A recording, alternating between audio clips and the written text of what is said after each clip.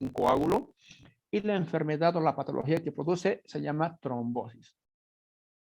Voy a grabar, me estoy olvidando. Y bueno, estábamos en las causas. Recording in progress.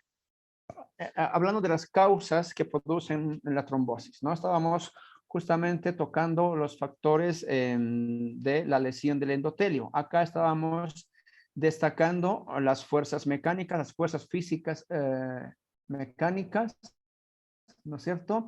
Y también estábamos destacando los parásitos, ¿verdad?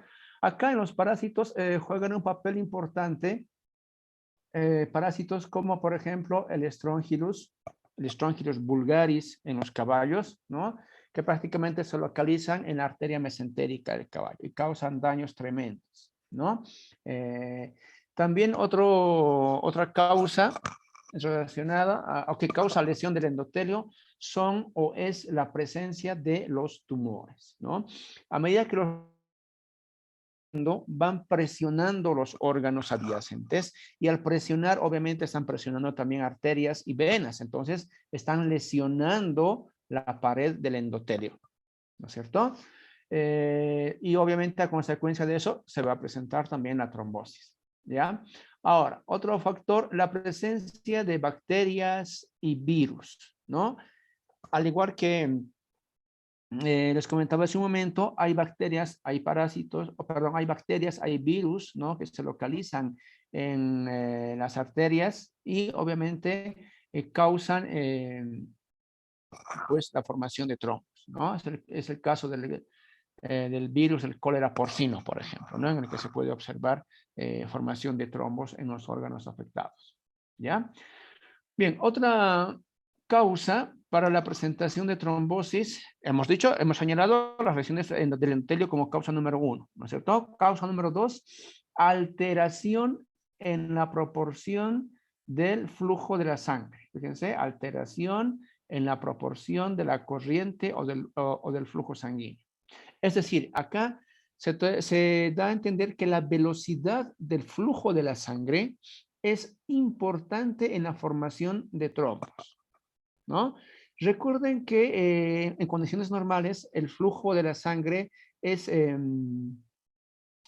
centrípeta, es decir, que todos los componentes de la sangre generalmente están en el centro, o sea, la sangre sigue fluyendo y los componentes de la sangre están prácticamente en el centro. Fuerza centrípeta. Pero cuando hablamos de alteración, cuando el flujo de la sangre o la velocidad del flujo de la sangre se altera, esa fuerza centrípeta, ¿no es cierto?, se vuelve centrífuga. ¿Qué significa eso? Que definitivamente los componentes de la sangre, ¿ya?, se escapan a la periferia. ¿Me están entendiendo? De centrípeta se hace centrífuga. En la centrípeta los componentes de la sangre están fluyendo por el centro, digamos, de la corriente sanguínea. En la centrífuga ya cambian de lugar, de estar en el centro de la corriente sanguínea, migran hacia la superficie. Y si eso es sumado a la lesión del endotelio, es más fácil que esos componentes que están en la periferia se peguen a la pared endotelial dañada y se inicie la formación de trombos. ¿De acuerdo? Ahora, los trombos, chicos, fíjense, son más comunes o son muy comunes ya en los plexos escrotales en los caballos. Es decir, a nivel del escroto es más común encontrar ese tipo de patologías, ¿no? O, por ejemplo, en las vacas podemos encontrar a nivel del útero, del ligamento ancho del útero en las vacas, ¿no? También en los caballos podemos encontrar a nivel de las vías nasales en los caballos. ¿De acuerdo? Esos son los lugares más comunes donde se encuentra la trombosis o el trombo cuando la alteración del flujo de la sangre se altera. Cuando esa fuerza centrípeta, repito, se hace centrífuga. ¿Ya? Por último, tenemos las alteraciones en la composición de la sangre, ¿no? ¿Cuándo o en qué casos la composición de la sangre se altera? Cuando definitivamente administramos ciertos productos como coagulantes sanguíneos, ¿no? Más específicamente el dimetiltolutinina, ¿no? Al margen de eso, también cuando usamos el éter, el cloroformo, anestésicos generales, ¿no? Que aumentan la incidencia de trombos. ¿Por qué? Porque fíjense, un animal anestesiado, ¿qué está haciendo? Durmiendo, no siente nada, pero el flujo de la sangre o la velocidad del flujo de la sangre está disminuida. ¿No es cierto? Entonces, en ese tipo de casos se pueden presentar un trombo, chicos. ¿Está claro? Esos tres factores, esas tres causas que inician la formación de un trombo. ¿Preguntas? Bueno, si no hay preguntas, seguimos entonces.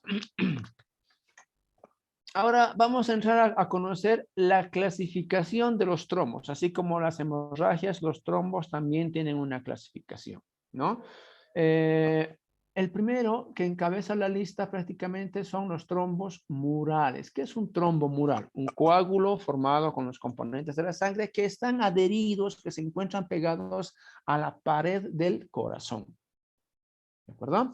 En cambio, un trombo parietal, fíjense, un trombo parietal es un coágulo formado con los componentes de la sangre que están adheridos a la pared de la arteria o la vena, ¿no?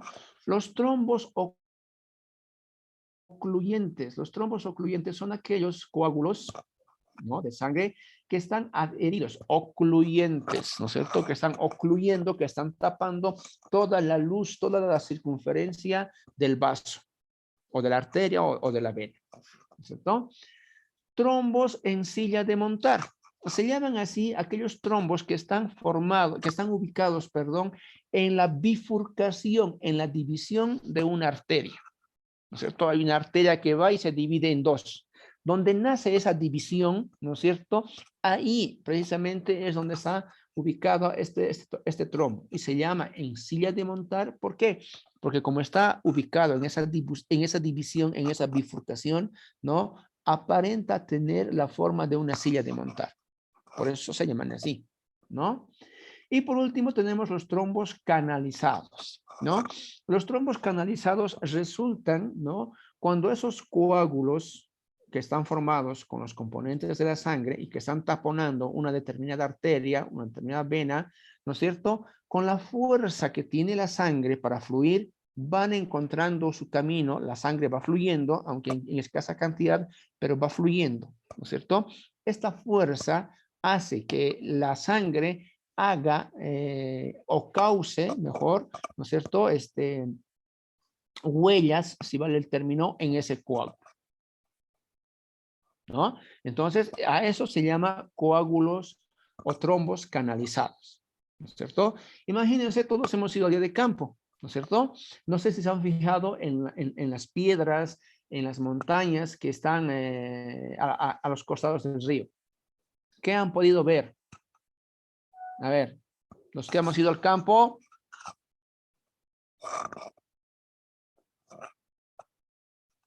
Hola, ¿hay alguien ahí? Bueno, parece que soy el único que ha ido al campo, ¿no? Los otros no van al campo. Chicos, chicas, ¿qué observamos en las piedras, en las rocas que están a los costados del río?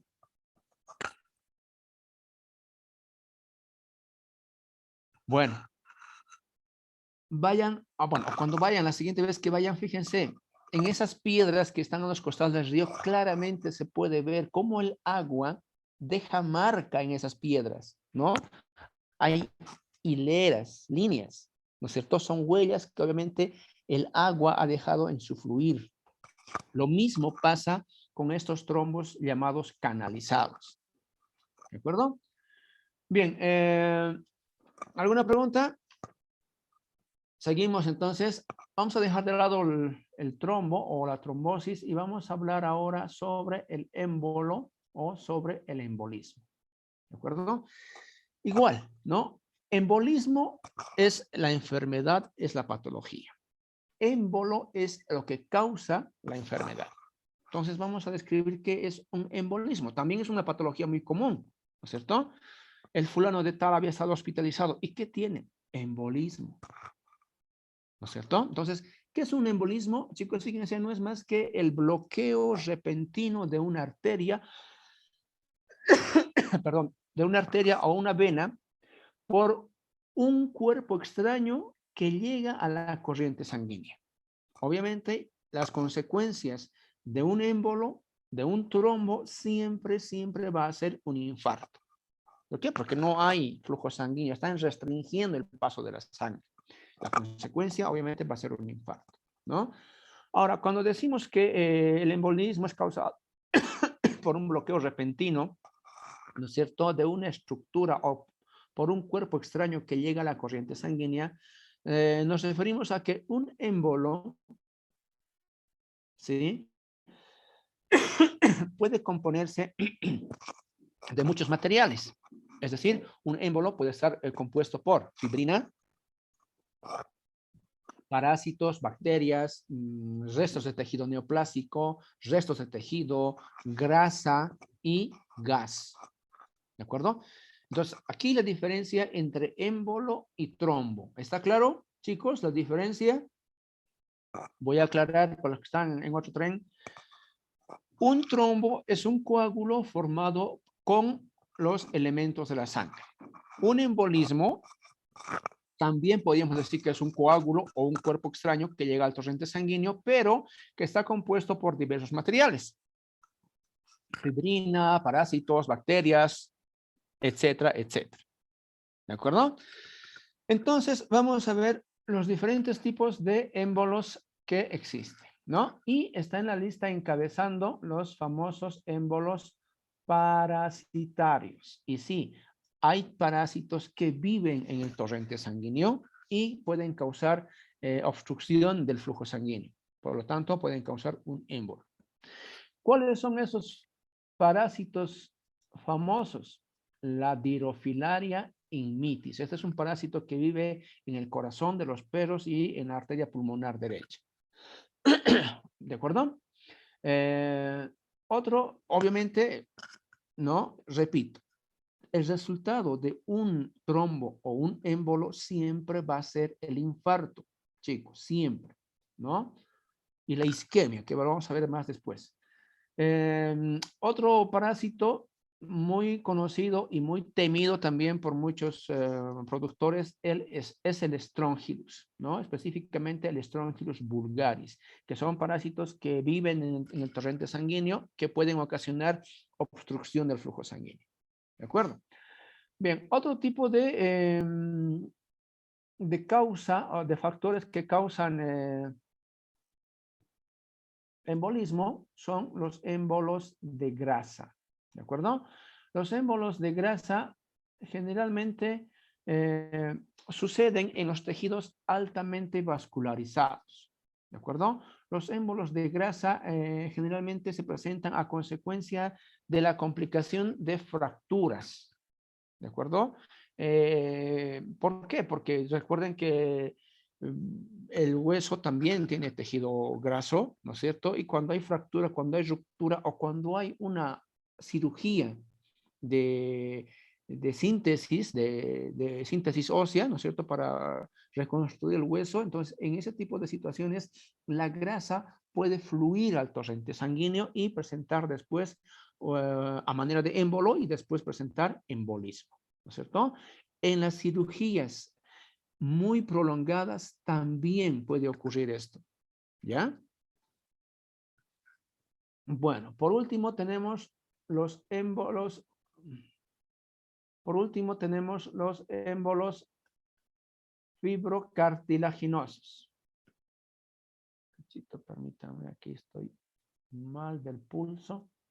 Ok, ya, ahora sí. Los émbolos fibrocartilaginosos, chicos, también producen infartos. ¿Por qué? Generalmente producen infartos en la médula espinal. ¿Por qué? Porque fíjense que estos émbolos, estos restos de material fibrocartilaginoso, ¿no es cierto? O cartílagos, pequeños cartílagos, entran al torrente sanguíneo, pero ¿de dónde vienen? ¿De dónde provienen? Provienen de la ruptura, ¿no? De la fractura de los discos intervertebrales, ¿no? Cuando los caballos o cuando los animales sufren traumatismos severos, ¿no? Atropellamientos, caídas, golpes muy severos, en la columna vertebral, ¿no es cierto? Ahí puedes experimentar fractura de los discos intervertebrales y un pedacito de tejido fibrocartilaginoso puede entrar al torrente sanguíneo y producir, obviamente, un embolismo. ¿De acuerdo? Cuando se localizan estos émbolos a nivel de las leptomeninges y a nivel de la médula espinal, ¿no es cierto? Se produce obviamente un infarto, ¿no? Y se conoce con el nombre de necrosis mielopatía necrotizante, ¿no? Pero estas son las tres causas principales para que se pueda presentar un embolismo. Repito, un émbolo puede ser cualquier otro factor, ¿no es cierto? Al margen de un parásito, al margen de un pedazo de grasa, al margen de un resto de tejido fibrocartilaginoso, pueden haber otros materiales. ¿Ya? A ver, por ejemplo, cuando ustedes van al hospital, ¿no es cierto? Y se están haciendo poner una inyección, ¿qué hace la enfermera? Aparte de que si les pregunta si son o no son alérgicos, antes de ponerles la inyección, ¿qué hace la enfermera?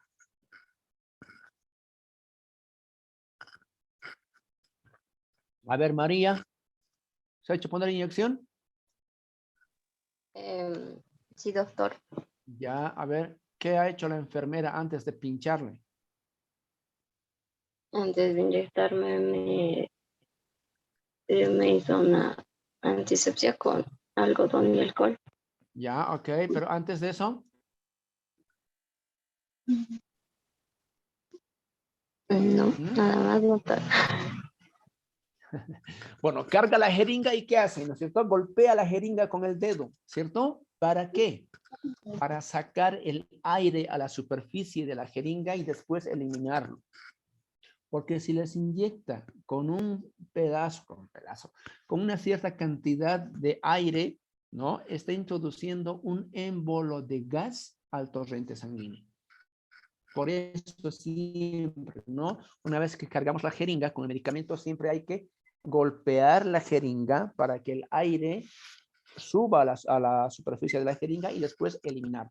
No podemos administrar un medicamento con restos de aire. ¿Está claro? Porque si no, pues vamos a producir un embolismo, un émbolo de gas, ¿no es cierto? Una burbuja de aire que va a estar nadando en el torrente sanguíneo y en algún momento se va a trancar, ¿no es cierto? Y va a causar un embolismo. Bien, ¿alguna pregunta? ¿Está claro? Bueno, seguimos entonces. Toca hablar ahora de otro trastorno circulatorio conocido como infarto, ¿no? A lo que tanto hemos hecho énfasis hace rato. Entonces, chicos, un infarto, fíjense, no es más que un área localizada de necrosis isquémica. Ya sabemos que es una isquemia, ¿cierto? Entonces, un área localizada de necrosis isquémica, o sea, muerte celular por restricción del flujo arterial, ¿cierto? Puede presentarse en un tejido, parte de un tejido, ¿no es cierto? Y obviamente la oclusión pues va a estar presente, como les decía, en el lado arterial o en el lado venoso. ¿No es cierto? Bien, los infartos generalmente se clasifican por su color, es decir, que pueden ser blancos, ¿no? O pueden ser rojos, ¿no? ¿Dónde está? Acá. Ya. Son blancos o son rojos, ¿no? Cuando son rojos, generalmente se desarrollan a nivel de los pulmones, ¿de acuerdo? Y cuando son blancos, lo vamos a observar a nivel de los riñones, ¿ya? También los infartos se clasifican, ¿ya? De acuerdo a la contaminación bacteriana, es decir, pueden ser sépticos y asépticos, ¿no? Sépticos con presencia de bacterias y asépticos sin bacterias, ¿no es cierto? La mayoría de los infartos, chicos, tienen forma bueno, la mayoría de los infartos, la mayoría de los trombos o de los émbolos producen infartos, les decía, ¿no es cierto? Los infartos generalmente tienen forma de cuña. Todos tenemos en mente la forma de una cuña o de un triángulo, ¿no es cierto?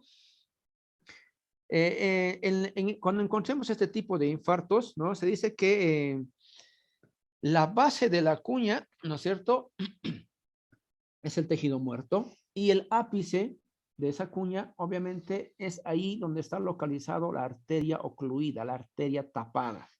¿De acuerdo? Los resultados o las consecuencias que produce un infarto van a depender de dos aspectos importantes, chicos. Primero, de la localización, ¿no es cierto? ¿Dónde está localizado ese infarto? Ya les comentaba, si está localizado en un órgano importante, como por ejemplo el corazón, el cerebro, o en este caso, ¿no es cierto? Pueden observar acá en esta imagen, ¿no? Fíjense este intestino, cuán infartado está. O acá, ¿no es cierto? Entonces, dependiendo de la localización, puede terminar con la muerte del animal, ¿no? Y dos, del tamaño del infarto. Si son infartos pequeños, el organismo tiene la capacidad suficiente para subsanarlos, ¿de acuerdo? Para fibrosarlos, para producir tejido fibroso y producir una cicatriz y no pasa nada.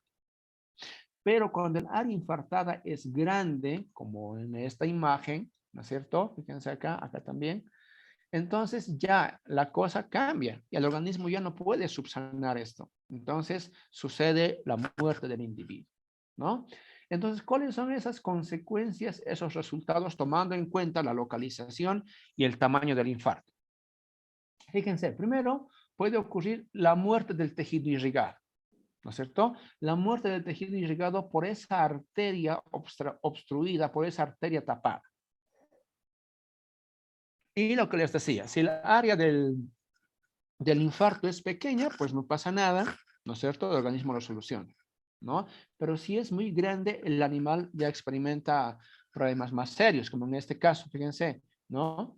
Todo el intestino grueso está infartado. Por lo tanto, ese animal va a experimentar cólico, la severidad del dolor va a ocasionar la muerte del caballo, ¿ya?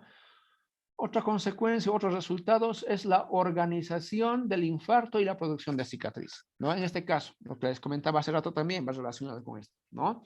Si el área de infartación es pequeña, ¿no es cierto? Especialmente estos infartos que se producen en el corazón, en el miocardio, ¿no es cierto? Son pequeñitas, entonces el organismo lo subsana, ¿no es cierto? Y no hay problema, es un tejido cicatricial que queda y no pasa nada. Pero cuando es grande, no, ya ahí ya la cosa cambia y las personas y los animales mueren con ese tipo de infartos, ¿no? Otro resultado que vamos a ver es el shock, ¿no? El shock puede resultar, chicos, después de la absorción de este producto que se llama histamina.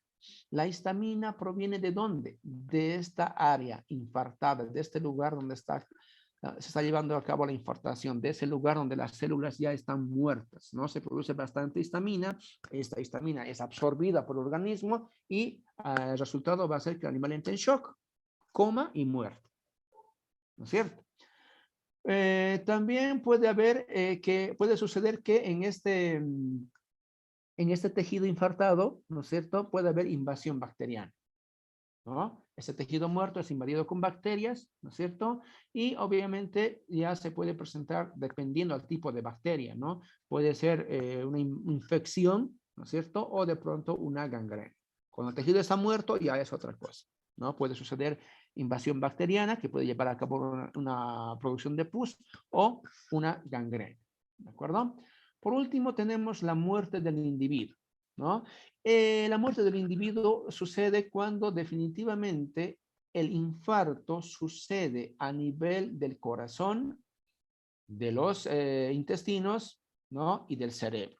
Entonces, cuando hay infartación en esos tres órganos, el animal generalmente muere, ¿no es cierto? Porque imagínense que va a poder el organismo subsanar la reparación de del tracto, del intestino grueso, como ustedes pueden ver en esta imagen. Difícil, ¿no? Bueno, seguimos entonces. Otro trastorno de la circulación, chicos, es esto que se llama edema, ¿de acuerdo?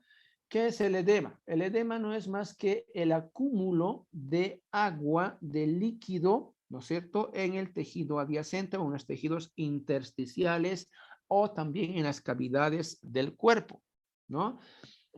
Macroscópicamente, es decir, a simple vista vamos a poder observar que el área afectada está húmeda, está espesa, gelatinosa, aumentada de tamaño. ¿Por qué? Porque hay acúmulo de agua, de líquido, ¿no es cierto? Aumenta también de peso porque hay bastante líquido ahí, ¿no? Y podemos observar ausencia de dolor. Uno presiona y no hay dolor, a diferencia de una inflamación, por ejemplo, que uno presiona y hay dolor, ¿no es cierto? También podemos observar cuando la situación o el área afectada es pequeña, fibrosis. Cuando el área afectada es grande, difícilmente, ¿no? La prueba del Godet, ¿en qué consiste? O sea, presionamos el área donde está el edema y vamos a ver que nuestros dedos se quedan sellados, se quedan marcados ahí.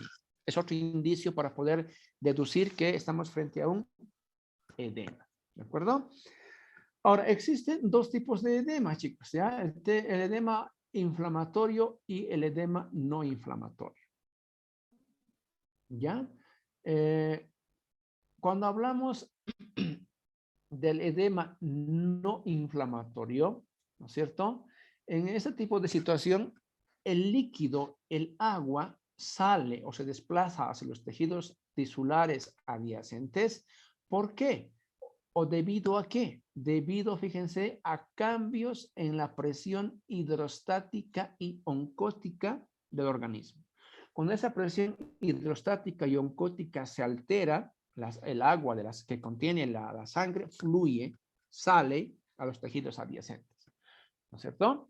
Y obviamente el líquido se parece mucho a la linfa, es pobre en proteínas. Si vamos al laboratorio, vamos a ver que se parece mucho a la linfa, es pobre en proteína y sobre todo tiene una densidad específica menor a 1012. Ojo, del edema inflamatorio, ¿de acuerdo? El edema inflamatorio, ¿no? El edema inflamatorio sucede debido a un daño endotelial, ¿de acuerdo? Sucede debido a un daño endotelial que obviamente va a conducir pues a un incremento de la permeabilidad capilar. Es decir, cuando las células alteran o pierden la permeabilidad capilar, ¿no es cierto? En ese tipo de situación también el líquido de la sangre fluye al exterior, ¿no es cierto? Y básicamente se produce el edema, ¿no es cierto? Y aquí vamos a ver, si llevamos al laboratorio, que este líquido que estamos recabando del edema tiene un elevado nivel de proteínas, ¿no? Tiene una densidad específica superior a 1012. Entonces, fíjense las diferencias que tenemos que tomar en cuenta cuando se trata de un edema no inflamatorio y un edema inflamatorio, ¿de acuerdo? ¿Está claro, chicos? ¿Alguna pregunta? Bueno, también existe esos dos términos, general y local. Es decir, general para describir un edema general que afecta a todo el cuerpo y edema local para describir el acúmulo de líquido en ciertas partes del cuerpo. ¿De acuerdo? Pero los edemas se presentan, ¿no? Cuando generalmente ese drenaje o el conducto, perdón, el sistema linfático sufre algún tipo de obstrucción, ¿de acuerdo? O el drenaje venoso es alterado. También en este tipo de situación, la consecuencia o el resultado va a ser un edema, ¿de acuerdo? En el edema generalizado hay que tomar en cuenta que, ¿no? Este tipo de edemas generalmente resultan ya de la presión, del aumento de la presión hidrostática. Es decir, es el resultado de una insuficiencia cardíaca cuando el corazón no está funcionando bien. Ahora, pueden haber insuficiencia cardíaca izquierda o insuficiencia cardíaca derecha. Es decir, solo el lado derecho o la izquierda del corazón pueden ser afectados. Por eso se llama, ¿no? Insuficiencia cardíaca derecha, cuando solo afecta el lado derecho del corazón, o izquierda, lo contrario. Entonces, en este caso de situaciones, sí se puede presentar un edema generalizado. ¿Está claro, chicos? Repito, el edema generalizado se presenta a consecuencia de un aumento en la presión hidrostática que generalmente ocurre cuando hay problemas de corazón, insuficiencias cardíacas, ¿no? O también a una disminución de la presión coloido-osmótica, ¿no? En cambio, los edemas locales, ocurren cuando hay una obstrucción del conducto linfático o una obstrucción o una alteración del drenaje venoso, ¿de acuerdo? Ahora, fíjense ustedes estas imágenes que quiero compartir, ¿no? Que hemos visto en una necropsia, ¿no? Fíjense, la cavidad abdominal aumentada de esta cabra, ¿eh? Acá, cavidad abdominal aumentada de tamaño, ¿no es cierto? Hemos abierto la cavidad abdominal y fíjense la cantidad de líquido o de agua que había en la cavidad abdominal, ¿no es cierto?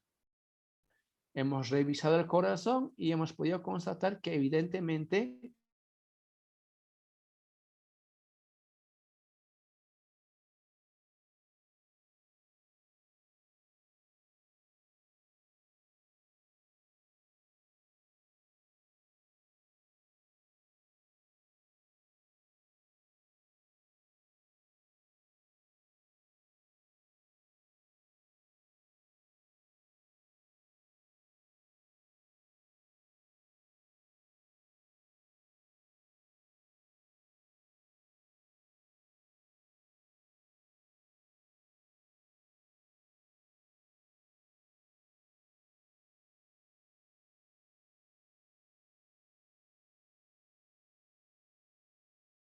Recording stopped.